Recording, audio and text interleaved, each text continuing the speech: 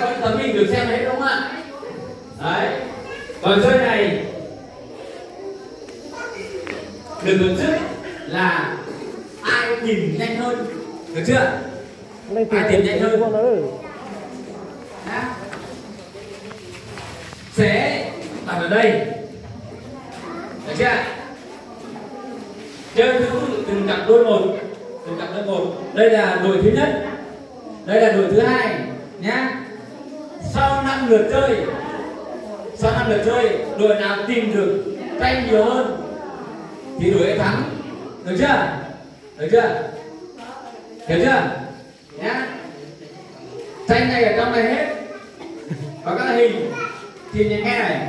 Khi tôi hô nhá, tôi hô là tôi muốn mua thì tất cả mọi người hô là mua gì, được chưa? Thì tôi bảo tôi mua con gà thì hai người đầu sẽ hai một nhá, sẽ chạy lên cười cái đống này ra, ai tìm được con gà rơi lên trước thì là người ấy thắng, được chưa? Chơi này phải nhanh là một, thứ hai là phải đẩy nhau để chơi. Ở hôm trước tôi chơi là không trên họ đưa con một củ phát này, người kia bay ra ngoài nó rất là vui, được chưa? Chơi thử trước nhá, chơi thử một lần nhá, chơi thử này. Tôi muốn mua gì? Tôi mua con lợn, bắt đầu. Đấy, con lợn. Tìm con lợn. Đây. Đấy. Được chưa? Đây là chơi thử thôi. Nhá, chơi thử thôi, chơi thử nhá. Vâng. Xí rồi. Người anh lên đây anh sắp đầu em cái. Sao có điểm chơi sắp đầu em cái. Con lỏ rể xưa không xí.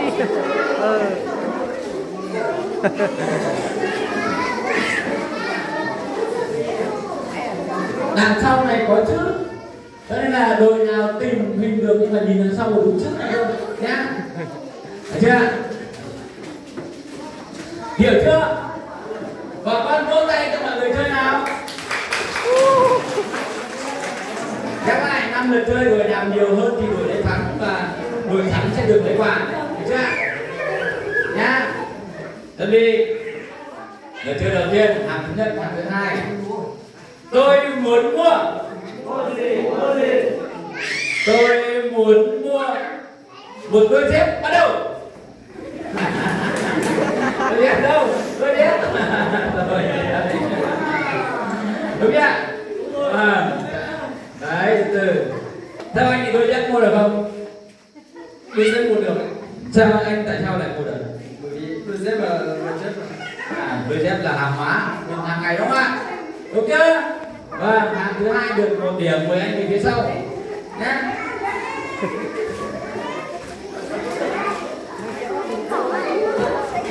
Để thứ hai cố gắng nhé, ông phải cố gắng thắng chú này. Để thứ hai đừng úp lại thì không thấy đâu. Tôi muốn mua. Mua gì? Tôi muốn mua một cô dâu, bắt đầu. Cô dâu là có cái bông hoa chữ áo ấy, chân ngực đây, cô dâu có bông hoa chân ngực, cô dâu có bông hoa chân ngực, chưa phải, cô dâu có bông hoa chân ngực. Cô dâu có bông hoa chân ngực, cô dâu có bông hoa chân ngực. Không để rồi nhưng phải xa thôi. Rồi, ok. Chúc mừng người thứ hai tiếp tục được 1 điểm. Đó là nhỉ? Lên nào, cháu lên đây câu hỏi tí. Lên đây. Cháu tên là gì? Lê Ha chỉ xí rồi Lê Sử Danh kia. Theo cháu thì cô dâu có mua được không? Không. Nhá. Cố gắng là đừng có điện tẩu nhá.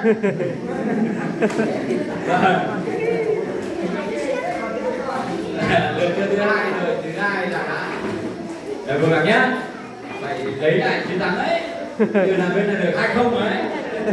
2-0 rồi đấy.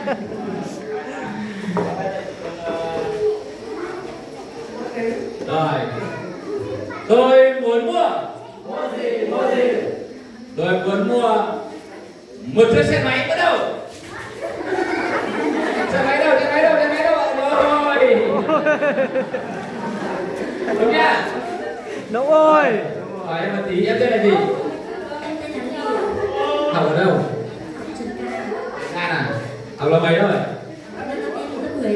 À, xe máy mua được không? Có ạ. Có à? Có bằng lái xe chưa? Chưa. Có bị công an bắt không?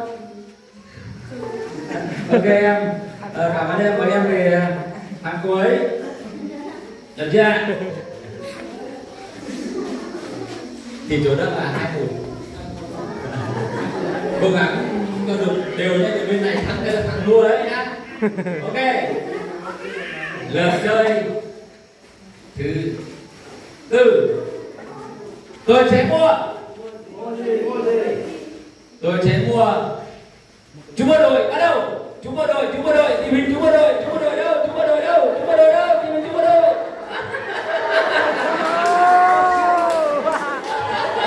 Bên kia thua rồi. Cầm trên tay còn bị mất. Ok, tiếp theo của em. Như vậy là bên này cố gắng lấy một bàn thắng nhanh dư nữa. Nếu như mà người cuối cùng này vẫn tìm được quà, vẫn tìm được thì sẽ thưởng một người bổ sung nữa nhé. Đấy, thưởng một người bổ sung.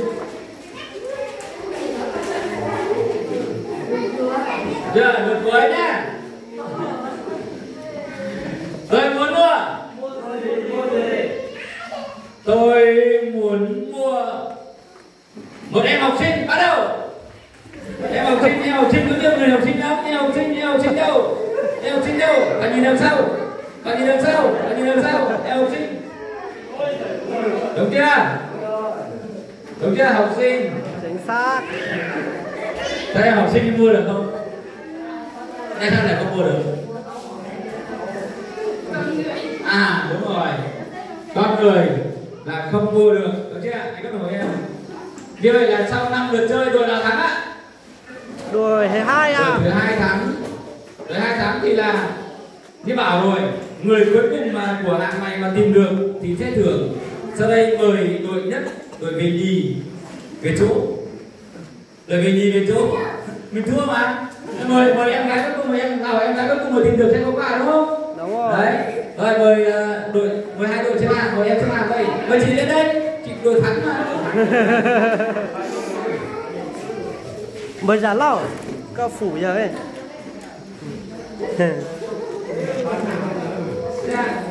Có chuyện kia có bao